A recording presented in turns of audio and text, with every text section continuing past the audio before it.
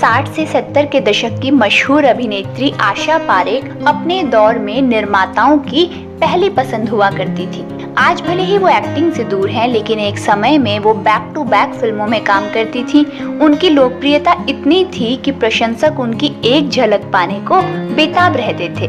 फिर एक समय ऐसा भी आया जब उनकी यही पॉपुलैरिटी उनके लिए जी का जंजाल बन गई थी। ये किस्सा खुद आशा पारेख ने सुनाया था कि कैसे उन्हें वो खौफ के दिन गुजारने पड़े थे और वो अपने ही घर से बाहर नहीं निकल पा रही थी। दरअसल एक फैन ऐसा रहा जो आशा पारेख से शादी करने के लिए चीन से इंडिया आ गया और उनके घर के बाहर धरना देकर बैठ गया।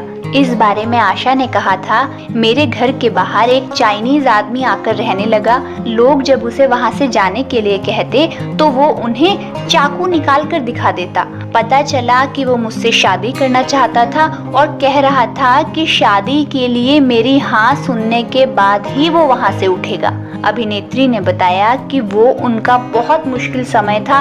उन्होंने घर से बाहर तक निकलना बंद कर दिया था, यहाँ तक कि उन्हें अपने घर के अंदर भी डर सताता रहता था। जब भी आशा अपनी बिल्डिंग से बाहर निकलती थी तो ये शख्स उन्हें घूरता रहता था। जब बहुत जरूरी काम होता था तो आशा अपनी कार में छिपकर बाहर निकलती थी। आशा पारेख उस फैन का जुनून देख हैरान थी और साथ ही डरी हुई भी थी।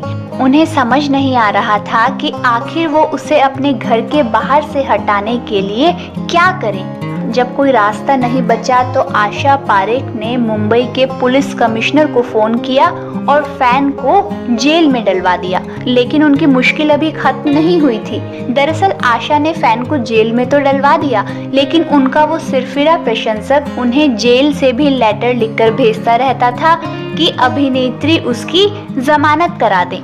इस बारे में आशा ने कहा था, मैंने पुलिस कमिश्नर को फोन किया और उन्होंने उसे जेल में डाल दिया। उसने मुझे जेल से लेटर लिखा कि मुझे जेल में डाला है, मुझे बाहर निकालो।